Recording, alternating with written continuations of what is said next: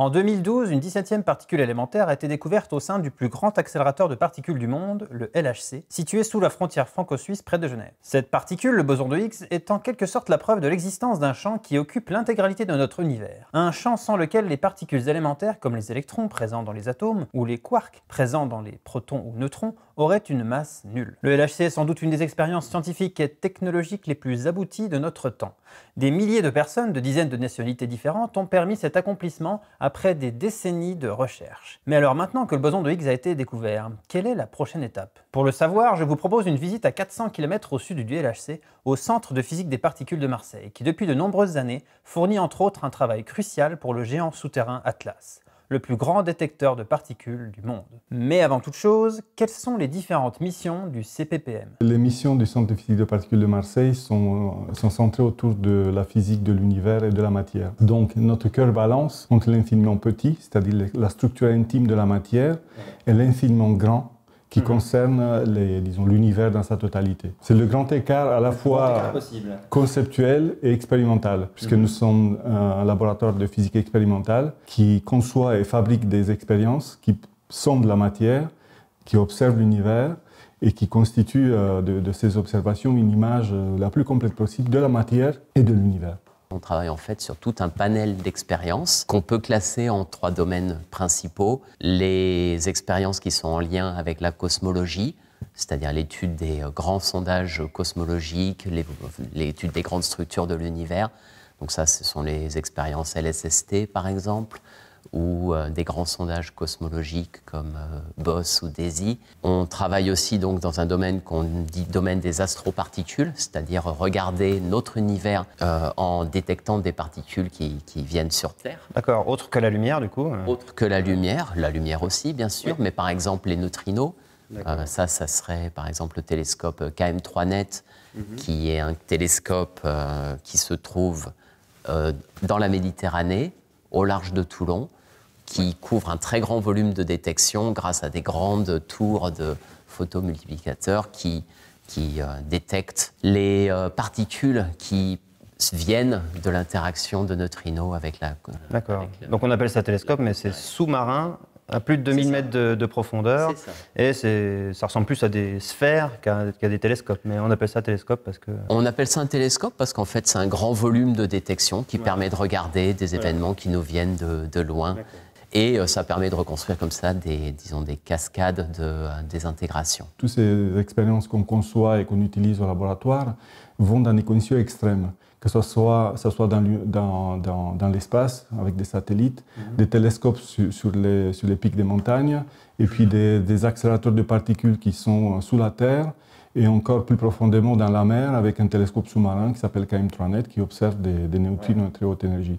Donc toutes ces expériences qui vont en conditions extrêmes nécessitent des développements technologiques que nous avons la capacité de faire ici au laboratoire à travers l'électronique, la mécanique, l'instrumentation et l'informatique. Au fait, nous concevons une espèce de chaîne de prise de données et d'analyse qui part avec les capteurs qui sont toujours à la frontière de la technologie, qui continuent avec le traitement des données et puis l'analyse de données et finalement l'interprétation de ces données pour extraire l'information scientifique. La 3e grande branche d'activité, c'est la physique des particules. L'équipe Atlas travaille par exemple sur le grand accélérateur de particules du CERN.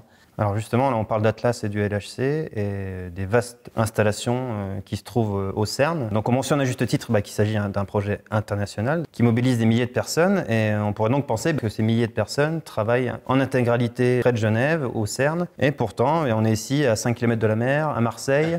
Alors est-ce que c'est normal? Est-ce que ce centre est une exception parmi les partenaires du LHC? Alors non, c'est pas du tout une exception. C'est-à-dire que donc au LHC, il y a environ, si on compte les collaborations, les grandes expériences qui ont lieu au LHC et les personnes qui travaillent sur l'anneau d'accélération, sur le LHC, puis tous les autres accélérateurs du complexe du CERN, disons qu'il y a environ 10 000 personnes. Mais en réalité, il n'y a qu'une fraction de ces personnes qui sont au CERN parce qu'on peut travailler de manière déportée. Et c'est ce qu'on fait au sein de l'équipe Atlas du CPPM. Mais c'est aussi le cas pour d'autres collègues qui travaillent aussi ici, par exemple sur l'expérience LHCb, une autre expérience du CERN. voire même sur une expérience japonaise qui vient de démarrer au CPPM. Et des centres comme celui-ci, à travers le monde, il y en a une ribambelle, on peut dire. Il y en a beaucoup, effectivement. Disons que l'expérience Atlas, c'est 3000 personnes qui travaillent sur cette expérience et 180 instituts. Donc vous dirigez ici un groupe d'une 50aine de personnes donc, qui travaillent sur l'expérience Atlas. Quels sont les profils qui travaillent dans cette équipe? Est-ce qu'on a que des chercheurs ou des ingénieurs? C'est à peu près 50 personnes du CPPM qui travaillent sur l'expérience Atlas, effectivement.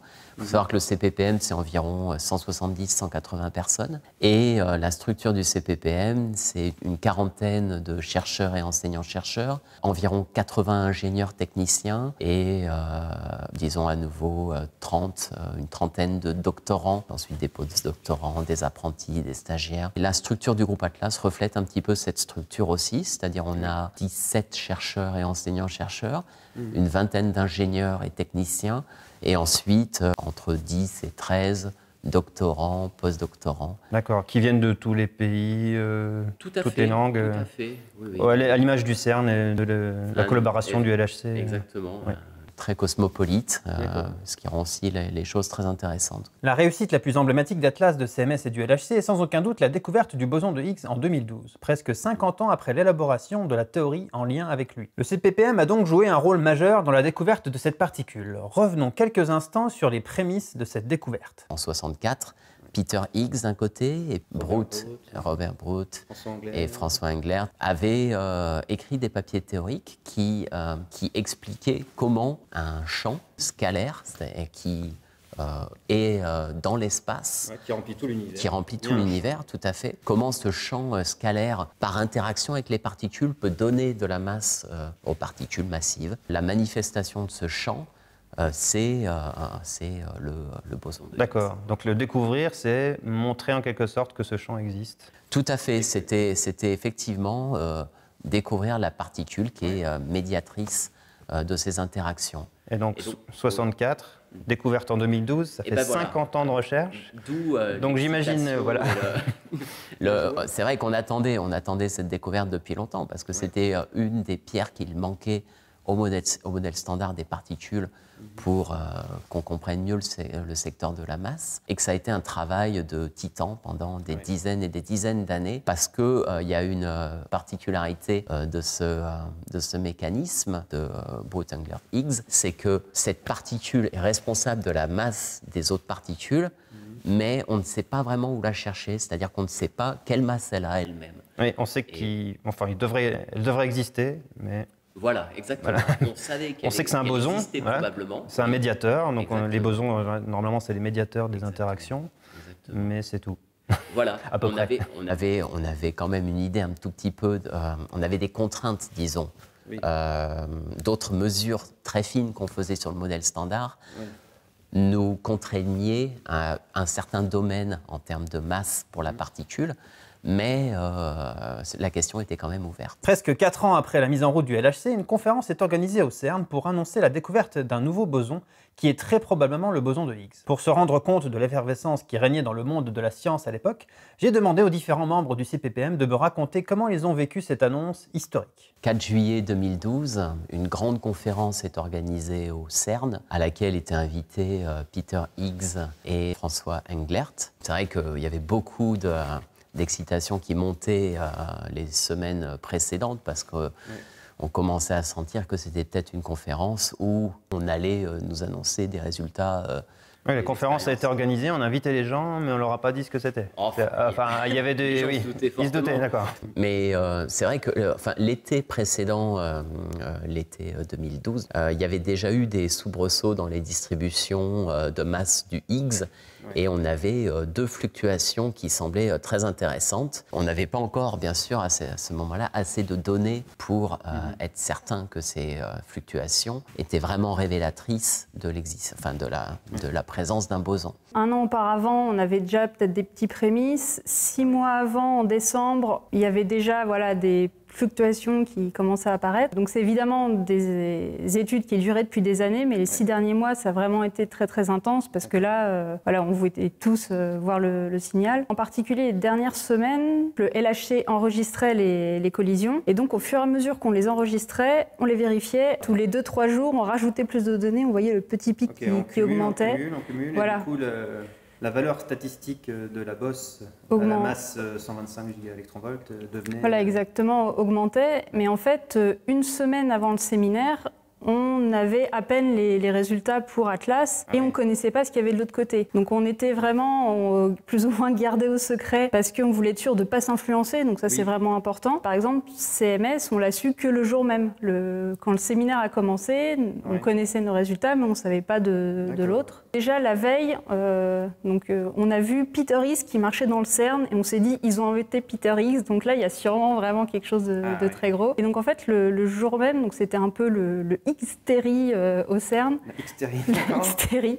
Il y a des gens qui ont fait la queue en fait toute la nuit. Il y a la queue qui descendait jusqu'au milieu de la cantine devant la salle de séminaire. Voilà les gens qui ont campé. Moi, je suivais plutôt l'évolution de l'analyse au sein de ma propre expérience, Atlas, sans savoir rien de ce qui arrivait dans l'autre expérience, CMS, ce qui est un point très important d'ailleurs. C'est pour ça qu'on a 2 expériences avec des concepts différents, avec des collaborateurs différents. Parce que si les gens commencent à trop se parler, ça peut introduire ce qu'on appelle le biais de l'expérimentateur et qu'on va se mettre à observer ce qu'on veut observer juste parce que l'autre expérience aurait vu quelque chose. On communique quand même, mais pas trop sur les résultats spécifiques, pour ensuite avoir la surprise quand chacun obtient son résultat, est-ce qu'on a la même chose ou pas? Et si on a la même chose, ça tend à donner plus confiance dans le résultat, puisque maintenant c'est 2 expériences complètement indépendantes qui l'obtiennent. C'est exactement ce qui s'est passé avec la découverte du boson de Higgs, puisque dans ce séminaire, le 4 juillet 2012, CMS puis Atlas ont annoncé l'observation d'une nouvelle particule qui ressemblait à l'époque à un boson de Higgs.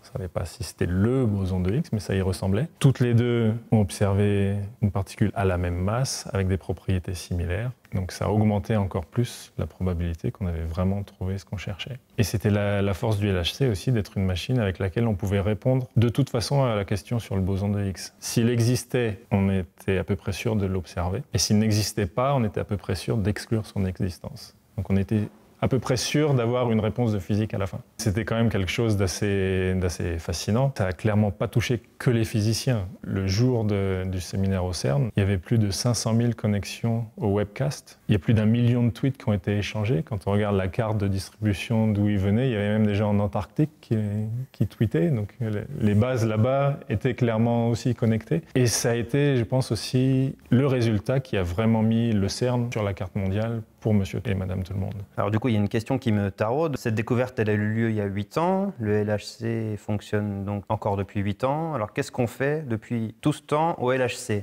Je me doute bien qu'on est bien occupé. Mais alors qu'est-ce qui se passe depuis 8 ans au LHC, depuis que justement on a découvert le boson de Higgs? Qu'est-ce qu'on a continué à faire suite à cette découverte? Donc en 2012, on montre l'existence du boson de Higgs, mais déjà la masse n'était pas connue avec une extrême précision. Le spin de la particule n'était pas établi, donc il a fallu travailler pour établir ce spin. Ensuite, l'intérêt aussi de cette particule, donc, c'est de donner une masse par interaction aux autres particules. Indirectement, c'est le champ qui donne la masse. Voilà. C'est ça.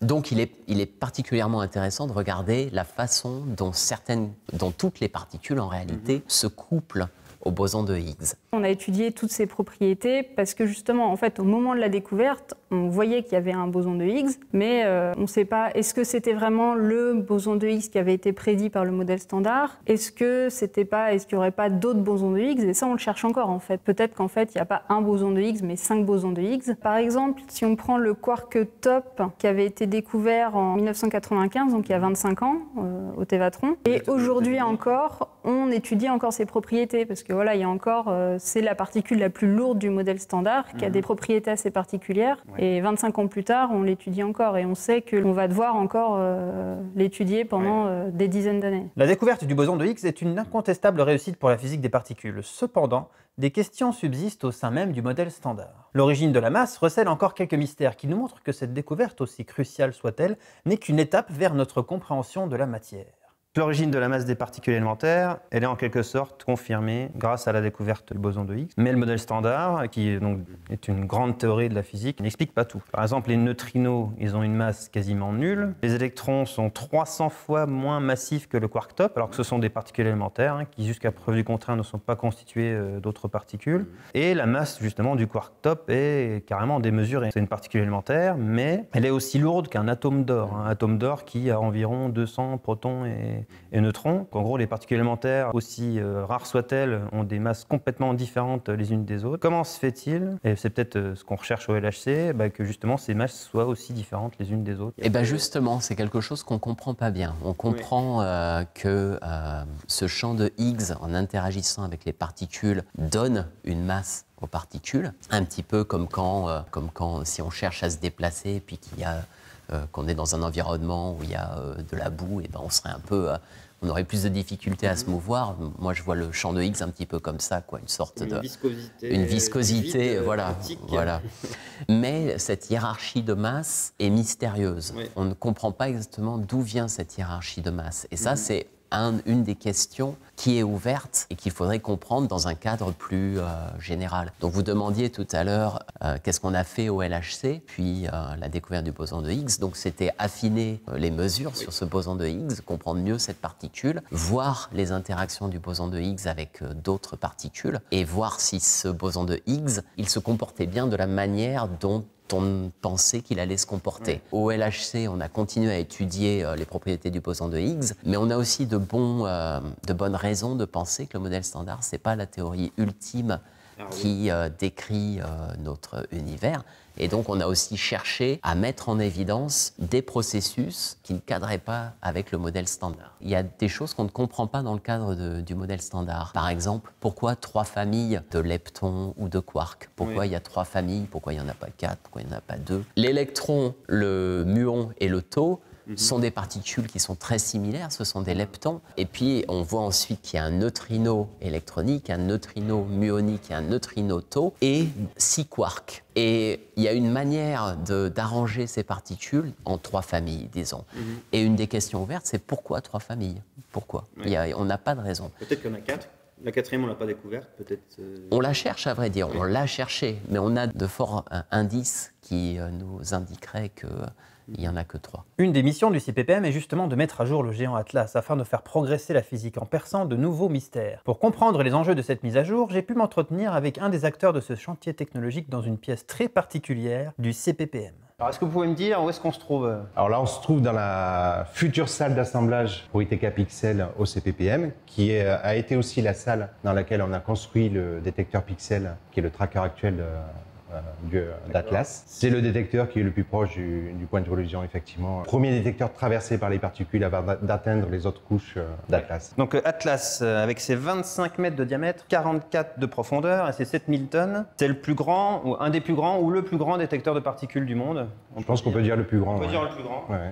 Et donc c'est un véritable millefeuille de technologie, comme j'aime le dire. C'est un modèle de polyvalence dont la conception a pris presque 20 ans. Alors, est-ce que vous pouvez nous décrire cet énorme détecteur plus en détail? Alors, il faudrait à peu près une vingtaine d'années pour arriver à décrire chaque détail. J'imagine.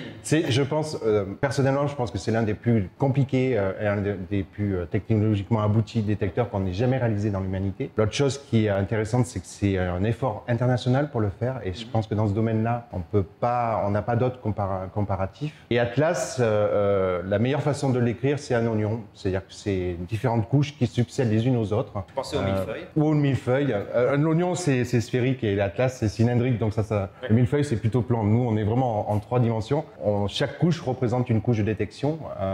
Et la couche la plus centrale, celle qui se situe au plus près de l'interaction, c'est ce qu'on appelle le tracker, le détecteur de traces, celui qui permet de mesurer les trajectoires des particules résidus des collisions qui vont avoir lieu, et qui est essentiel pour pouvoir faire la physique, parce que c'est nous qui allons identifier les résidus des collisions. Sans les trajectographes, on ne peut pas faire de physique avec Atlas. Donc c'est vraiment un détecteur essentiel de ces expériences-là. Alors, il est essentiel, mais avec 25 mètres de diamètre au total, quelle est la proportion de ce détecteur? Alors si on parle que du détecteur pixel, il est tout petit au cœur de cette énorme machine. Le détecteur actuel il fait à peu près 1,50 m de long et 50 cm de diamètre, donc c'est vraiment tout petit. Le futur détecteur sera un peu plus gros, il va faire à peu près 1,5 m de diamètre sur 6 mètres de long. Mais comparé aux autres détecteurs, c'est vraiment un tout petit élément. Il n'est pas dans l'extrême des masses ou des températures, mais par contre, il est essentiel. Et là, on parle de pixels depuis tout à l'heure. Alors, qu'est-ce que c'est un pixel? Enfin, je vois bien ce que c'est dans un écran de télévision, un moniteur de PC. Ou un appareil photo. Des pixels hybrides, pour parler plus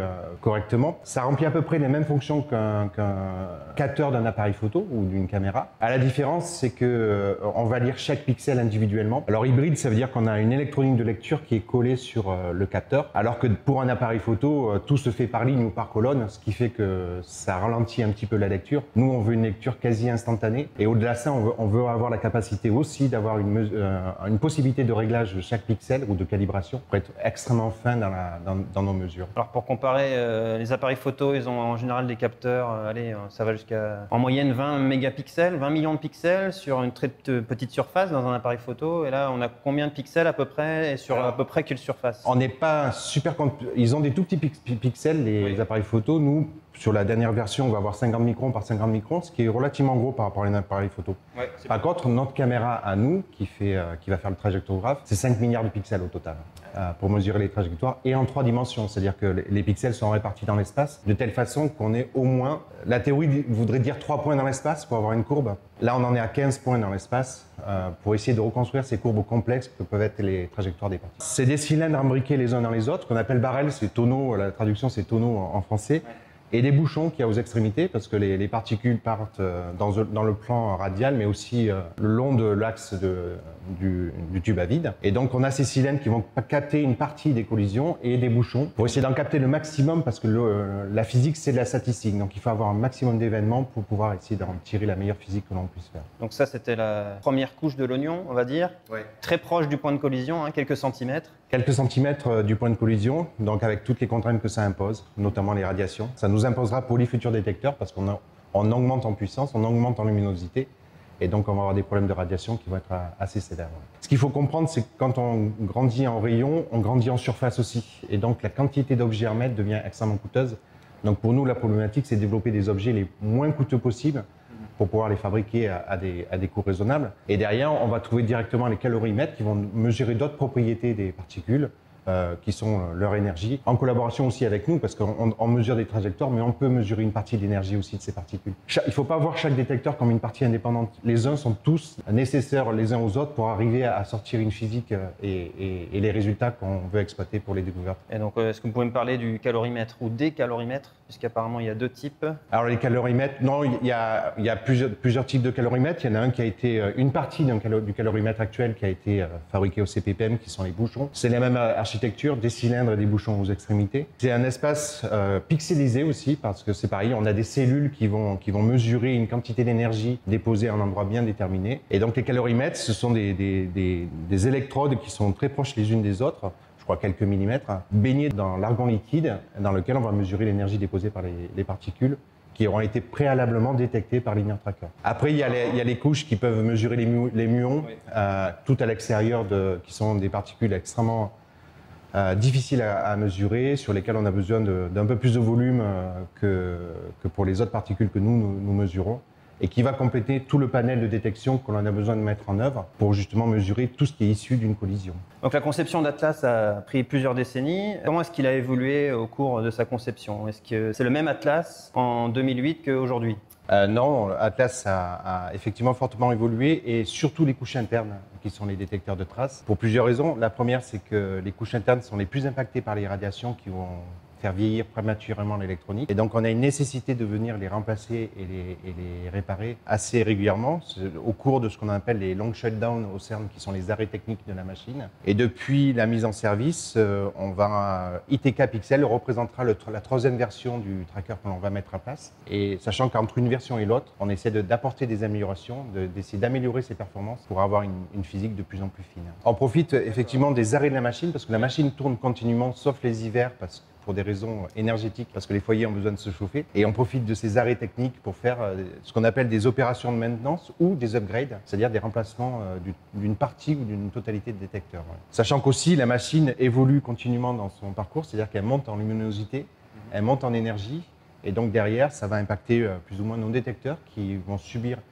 les effets de ces paramètres. L'électronique, la mécanique, tout doit évoluer en parallèle. D'ailleurs, on travaille très proches les uns des autres parce qu'on a plusieurs problématiques. La première, c'est la granularité, ce qu'on appelle la granularité, ça va être la taille de nos petits pixels qui permettent de séparer deux trajectoires adjacentes. La rapidité de lecture de notre électronique, la résistance aux radiations, on essaie de développer de l'électronique. Et aussi, on travaille sur les coûts, c'est-à-dire qu'on sait que nos détecteurs vont grandir en taille, en dimension, et il va falloir qu'on essaye d'assurer des coûts qui sont de plus en plus bas, notamment sur l'électronique, pour pouvoir fabriquer et fournir au CERN ces gros détecteurs à pixels hybrides.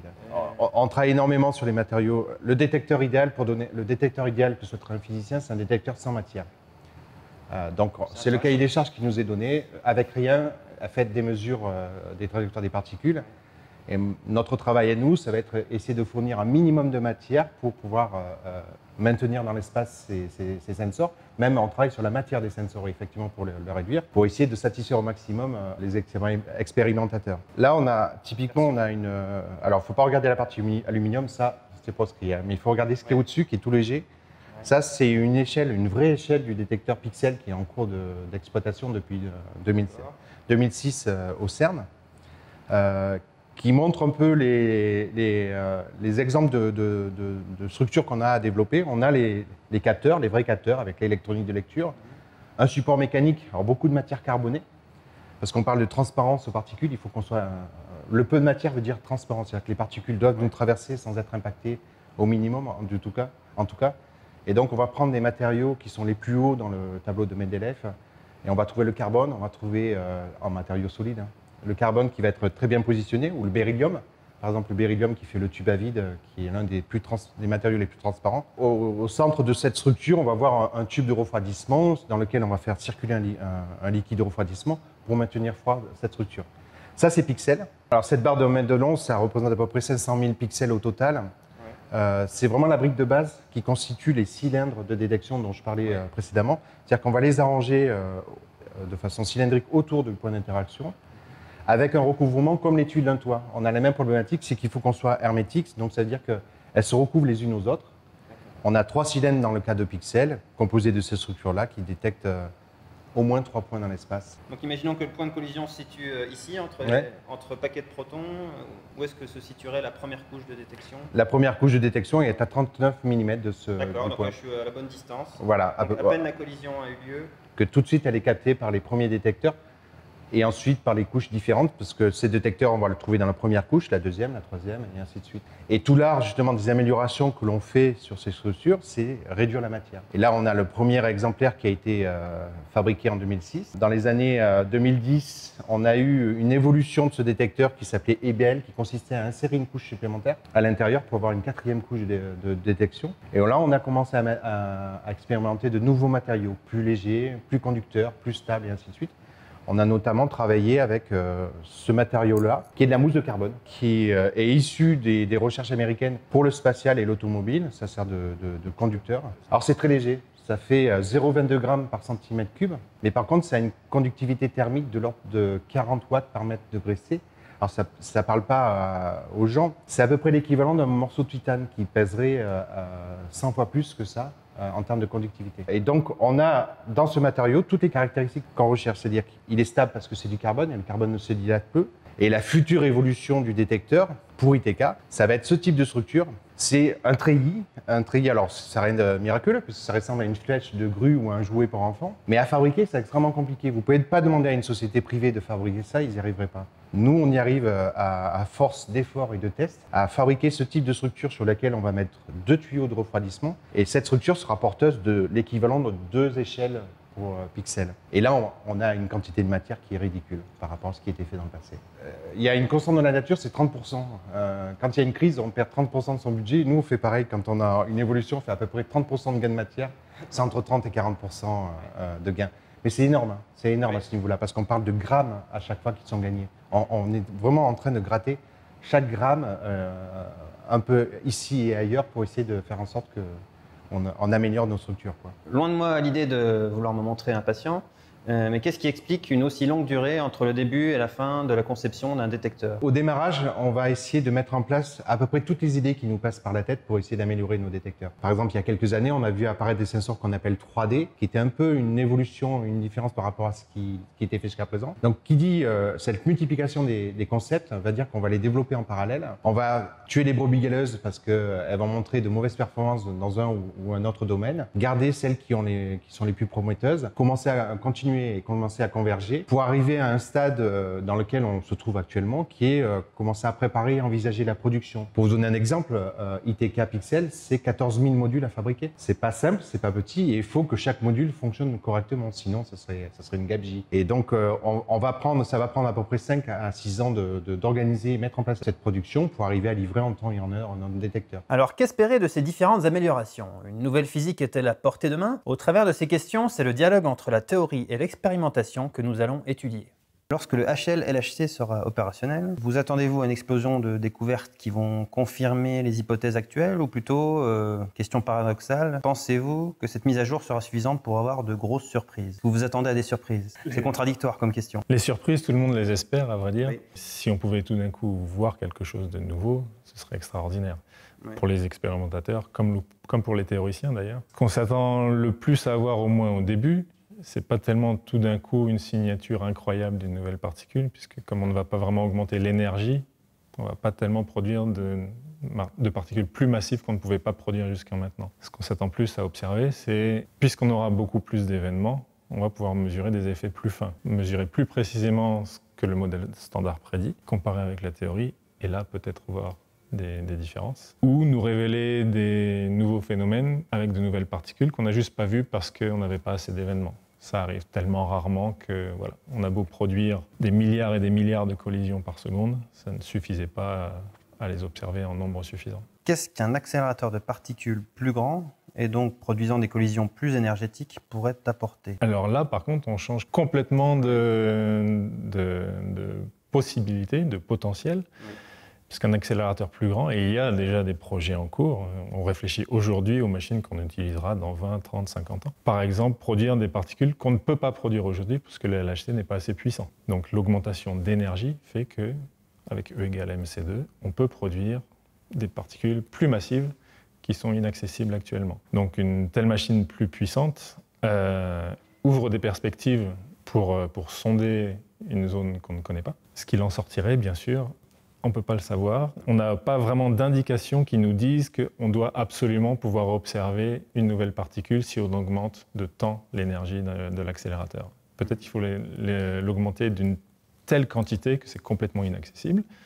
Et peut-être que c'est juste à quelques TeV du LHC, un peu de la même façon que le boson de Higgs a échappé de très peu au LEP, le prédécesseur du LHC, qui avait pu exclure l'existence du boson de Higgs jusqu'à une masse de 114 gigaélectronvolts, et on a observé cette particule à 125. Avec juste un petit peu plus d'énergie, on aurait pu le voir, mais il n'y avait rien qui nous certifiait que ce serait là. Là, on est un peu dans le même scénario. On peut augmenter d'un facteur 2, 5, 10, 100. On ne sait pas quel est le facteur qui nous permettra à coup sûr d'observer de nouveaux phénomènes. La physique des particules, c'est un domaine relativement discret dans les médias. Pourtant, de nombreuses avancées, notamment médicales, ont émergé grâce à des technologies issues de la physique des particules. Alors, est-ce que vous pourriez nous faire un petit florilège de ce que la physique des particules a pu apporter au grand public sans qu'il le sache? Oui, en fait, c'est toute la beauté de la physique fondamentale. Ce qui nous intéresse à la base, c'est purement la curiosité humaine, c'est comprendre comment l'univers fonctionne autour de nous. Mais pour arriver à répondre à ce genre de questions, on est obligé de développer des technologies, des outils, des techniques de travail qui font qu'ensuite, ça peut avoir une application ailleurs. Par exemple, dans la majorité des hôpitaux du monde maintenant, il y a des scanners TEP ou PET scans qui permettent de faire des images en 3 dimensions de l'intérieur du corps humain. Mais ça, c'est un pur produit de la physique des particules. Ça vient à la base d'un concept purement théorique au début des années 30 sur l'existence de l'antimatière et la présence de l'anti-électron. Quelques années plus tard, on l'a observé dans des rayons cosmiques. Et depuis, on a utilisé ce principe, et c'est comme ça que fonctionne un PET scan. On introduit un sucre radioactif qui émet des anti-électrons, qui vont rencontrer dans le corps des électrons et produire 2 grains de lumière qui partent de façon opposée. Autour du patient, on met un détecteur de particules, un détecteur de photons. Chaque fois qu'on remarque une coïncidence, on en conclut qu'au milieu, il y a eu une annihilation. Au fur et à mesure qu'on collecte des données comme ça, on reconstruit une image en 3 dimensions de ce qui se passe à l'intérieur. C'est comme ça qu'on peut diagnostiquer des cancers. On a aussi des applications qui, là, du coup, n'ont a priori rien à voir. La plus connue, bien sûr, c'est l'invention du web, puisque des physiciens au CERN, en Allemagne et en Californie, voulaient communiquer leurs résultats entre eux au début des années 90. Et un ingénieur du CERN a conçu le système, quand on écrit HTTP, le protocole qui se cache derrière, c'est justement, ça a été développé au CERN et mis dans le domaine public pour que tout le monde en profite. On n'a pas conçu le CERN pour développer le web, mais le CERN a eu besoin du web pour se développer. Un autre exemple peut-être sur la tomographie de volcans. Ça paraît surprenant. Le même principe peut être utilisé pour analyser la structure d'une montagne ou le contenu d'une pyramide égyptienne. On peut utiliser comme source de particules, cette fois ceux qui nous arrivent de l'espace, des rayons cosmiques, de temps en temps qui produisent des muons, qui sont le cousin lourd de l'électron, qui peuvent traverser plusieurs centaines de mètres de roche sans interagir. Et on peut ensuite avoir un détecteur de muons de l'autre côté de la cible. Par exemple, si on regarde l'univers au travers d'une pyramide et qu'on met le détecteur de l'autre côté, on peut voir la structure interne de la pyramide grâce à ces muons. Donc c'est vraiment de la tomographie, exactement comme dans le corps humain. Avant de partir, j'ai souhaité poser une dernière question plus globale sur l'avenir de la physique. Une question qui permet justement de se rendre compte que les missions du CPPM, aussi variées soient-elles, ont sans aucun doute un but commun. Les accélérateurs de particules sont-ils la seule solution expérimentale au développement du modèle standard? Alors non, ce n'est pas la seule solution expérimentale et en fait, au CPPM, on travaille sur plusieurs manières d'améliorer notre compréhension du modèle standard des particules. Il faut savoir que le modèle standard des particules, donc c'est une théorie très bien établie, mais notre compréhension de l'infiniment petit ne correspond qu'à 5% du contenu énergétique de l'univers. Ce que je veux dire par là, c'est que quand on pèse l'univers et qu'on regarde le contenu énergétique de l'univers, on s'aperçoit qu'il y a 70% du contenu de l'univers qui est lié à l'accélération de l'expansion de l'univers. Donc ça, c'est ce qu'on appelle l'énergie sombre. Et 25% supplémentaires viennent de quelque chose qu'on appelle la matière noire, qui est quelque chose qui est visible, par exemple, dans la façon dont les galaxies spirales tournent. Il y a des candidats de matière noire en physique des particules, par exemple. Il y avait certaines théories de physique des particules qui englobaient le modèle standard des particules et dans lesquelles il y avait des candidats naturels de matière noire. Donc, les accélérateurs, c'est une manière d'accéder, de peut-être produire ces particules si elles existent, absolument, mais il y a d'autres façons aussi de détecter, de pouvoir impacter le domaine des questions ouvertes en physique des particules. Donc c'est typiquement ce qu'on fait quand on parle d'astroparticules dans notre laboratoire. On essaye de mieux comprendre le modèle standard des particules en regardant certaines particules qui viennent sur Terre et en les détectant. Ou alors, aussi tout ce qu'on fait d'un point de vue de la cosmologie, la façon dont on regarde, la manière dont la dynamique de l'univers à grande échelle peut aussi impacter le domaine de la physique des particules. C'est assez fascinant d'ailleurs qu'il y ait des allers-retours comme ça entre le monde de l'infiniment grand et le monde de l'infiniment petit. Et ces deux domaines sont très liés quand même au final. Si on prend le CERN comme laboratoire, il est un laboratoire de recherche, mais on ne se rend pas compte que c'était aussi un laboratoire humain, c'est un laboratoire de coopération internationale. Rendez-vous compte, le CERN a été créé avant l'Union européenne comme outil de coopération entre les pays européens et qui a tout à fait rempli sa mission. Quand on va au CERN aujourd'hui, on voit toutes les nationalités du monde, toutes les cultures qui se croisent. C'est aussi non seulement un centre de recherche fondamentale, mais aussi un centre de sciences et de culture à l'échelle internationale. Donc les avancées faites au CERN sont dues à un modèle de fonctionnement qui est unique, qui est reconnu comme un modèle qui pourrait être appliqué à d'autres domaines de recherche et qui consiste à faire collaborer des laboratoires qui sont dans tous les pays du monde sur des projets d'envergure où un seul État ou une seule université ne pourrait pas s'engager. Alors les pays se mettent ensemble, discutent bien à l'avance, ont un modèle économique, mettent ensemble des ressources, et surtout des ressources humaines. Le CERN est devenu pratiquement le centre scientifique le plus important au monde, grâce à ce modèle qui consiste à mettre ensemble des scientifiques, des ingénieurs, des techniciens, de toutes les compétences qui sont nécessaires au développement d'un projet scientifique. Et cette dichotomie entre les laboratoires qui développent des concepts et un grand centre qui accueille des projets d'envergure internationale, c'est très bien développé pendant une 60aine d'années depuis la création du CERN. Et je pense que ça va rester un modèle pour longtemps, et un modèle non seulement pour la physique des particules et les sciences de l'univers, mais aussi pour d'autres disciplines scientifiques qui pourraient adopter la même façon de faire. On est passé de l'expérience qui englobe une dizaine, une vingtaine de chercheurs à des collaborations qui vont à la centaine, plusieurs centaines, et maintenant on est à des milliers de chercheurs dans la même collaboration qui travaillent sur le même objectif scientifique. Évidemment, c'est l'exemple type de ce que la collaboration apporte dans la recherche, et notamment la recherche fondamentale. C'est qu'on est beaucoup plus efficace à se coordonner, à mettre en commun des ressources, à collaborer sur des tâches qui sont bien identifiées sur un objectif commun.